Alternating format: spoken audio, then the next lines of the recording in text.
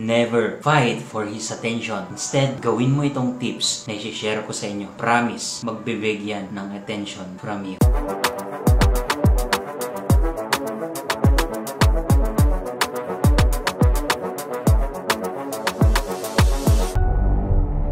Nasa situation ka na ba na ganyan na handa kang ibigay ang lahat or awayin mo na siya para lang makuha yung kanyang attention, para lang maging priority ka, para lang i-text ka, para lang kausapin ka, na lagi mo siyang sinisita, lagi mo siyang kino-confront na bakit late siya, bakit hindi kanya pinapansin, bakit hindi kanya tinetext, bakit hindi kanya tinatawag, or in short, tigang na tigang ka na sa kanyang attention. Alam mo, the more ka na natitigang sa kanyang attention, the more mo siya na inaaway para lang mabigyan ka ng attentions, the more ka na na-drain, the more na nako-consume ka, nasasayang. Ano yung mga bagay na yun? Like your time. Yung panahon na imbis na masaya ka is that ginugol mo sa pakikipag-away sa kanya para lang makuha mo yung kanyang attention, para lang maging priority ka. Kaya ngayon, don't you worry kasi sinisigurado ko ito, I am very confident na kapag ginawa nyo ito ng tama, makukuha mo yung kanyang attention. And ito pa, siya pa yung magbibig. Kaya wag na nating patagalin pa. Proceed na tayo sa number 1.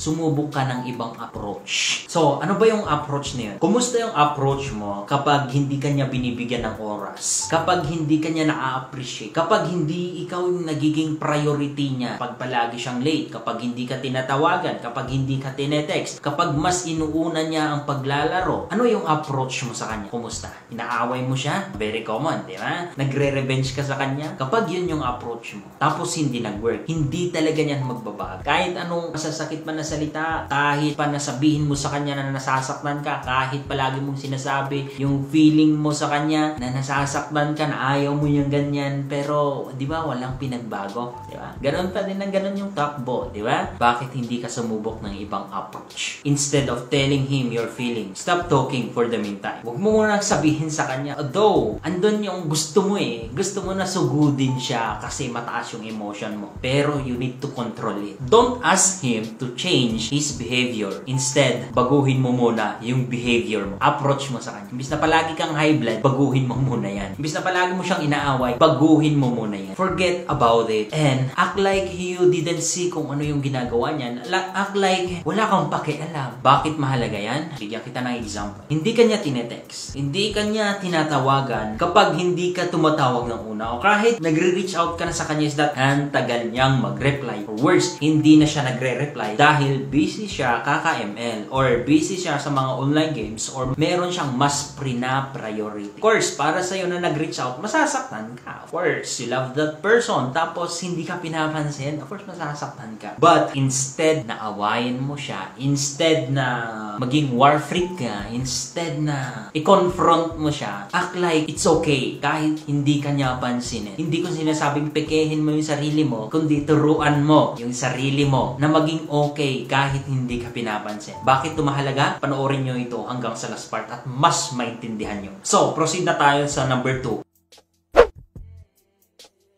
Time frame. Mahalaga na magbigay ka ng time frame. Hindi sasabihin mo sa kanya na sa susunod na araw dapat nagbago ka na. Next week, dapat nagbago ka na. Sa susunod na buwan, dapat ganito ka na. Hindi po ganon yung gusto ko na time frame. Kundi ang time frame is not sa sarili mo yan. Mahalaga na magbigay ka ng time frame para meron kang guide. According sa mga research, it takes 2 to 4 weeks para mapansin ng isang lalaki na nagbago ka na talaga. After that, proceed na tayo sa number 3.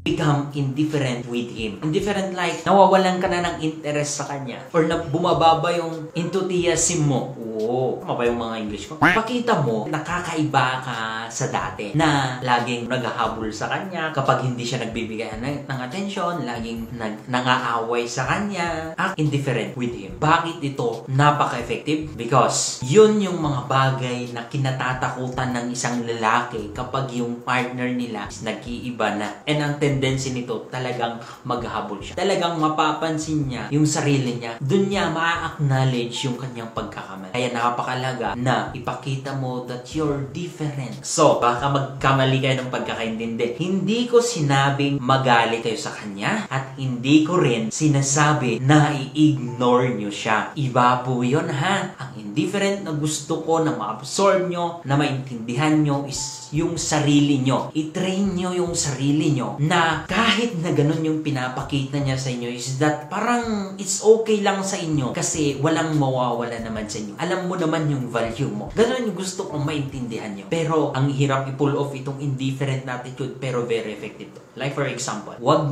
kang mag-reach out sa kanya. Pero kapag siya nag-reach out sa'yo, entertain mo. Kausapin mo, makigo ka pa din na parang walang nangyayari. Pero wag kang mag-initiate ng flirting or iwasan mo nang makipag-flirt sa kanya. Iwasan mo mga madadrama. Mag-reply ka short pero may laman. Hindi yung sobrang haba. Hindi yung easy. Napakahalaga eh. Kasi in that way, napapakita mo that you're something na sa kanya. Mapapansin niya yan. Huwag kang mag-reach out sa kanya na, kumusta ka? Anong ginagawa mo? Tapos ka na bang maglaro? Ako naman. Hayaan mo na mapagod siya maglaro. Hayaan mo na pagod siya or ayaw na niya yung kanyang ginagawa. Magre-reach out sa'yo. Iwasan mo na mag-start ng conversation sa kanya. At kapag nag-chat siya sa ano, ganyan, be kind. Huwag mo mong ipakita na galit ka sa kanya, na inis ka sa kanya. Be kind sa pagte-text sa kanya, but very short way. Yung bantipong parang mabibitin din siya sa kabaitan mo. Nagigets nyo na ako? Ito pa, para maintindihan nyo paano maging indifferent sa kanya. Huwag kang mag-initiate or huwag kang mag-ask na pwede ba tayo magkita? Pwede ba tayo mag-date? Pwede ba tayo mamasyal? Hayaan mo na siya yung mag-ask sa'yo. Ngayon, kapag hindi siya nag-ask, ipakita mo ng konti lang na disappointed ka. Like, dry ka sa pagre-reply. Like, pakita mo in your own way na disappointed ka. Pero, huwag ka na namang iiyak. Huwag ka na namang magmaka. Huwag ka na namang magalit. Nagawa mo na yan dati. Sabi ko nga sa una, sumubok ka ng ibang approach. Ngayon, after mo na nagpakita ang lahat ng yan, after mo na nagawa ang lahat ng yan, trust me, magpapanik yan. Mapapaisip yan, anong nangyayari sa'yo? Anong nangyayari sa paligid? Anong nangyayari sa relationship mo? Trust me, you need to be patient. Kaya nga sabi ko, maglagay ka ng time frame. Hindi maaari na dapat ginawa mo ito on that day, on that instant, is that mangyayari na ang lahat. Hindi. At huwag kang magagalit kapag medyo matagal siya makarecognize ng there's something na nagbago sa'yo. Huwag kang magagalit. Huwag mo siyang away. Takes time. Be patient na. Basta maging consistent ka lang sa pinapakita mo at ginagawa mo sa kanya. Ang mangyayari dito is that magpapanik siya. And maaaring ayusin niya yung sarili niya. I-curve niya yung kanyang attitudes. At least na tulungan mo pa siya. At least na curve mo pa siya. At least nailagay mo pa siya sa stage na mas better siya than before. Okay. So, what if wala pa din? Tuloy mo lang. Proceed na tayo sa number 4.